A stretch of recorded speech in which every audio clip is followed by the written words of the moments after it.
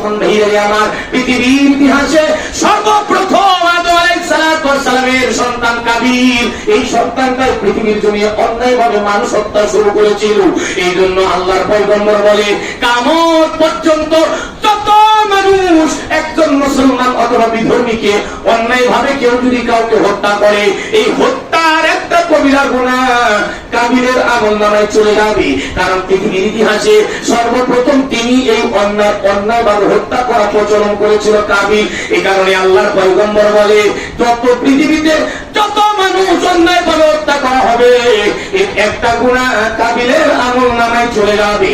আর যত মানুষ অন্যায়ভাবে হত্যা হয়ে যাবে, মাজলুম হয়ে যাবে, এই মাজলুমের একটা সওয়াব আল্লাহ তাআলা হাবিলের আমলনামায় পৌঁছায় দিবে। এই জন্য মাজলুম হও, হত্যাকারী কখনো হলো না।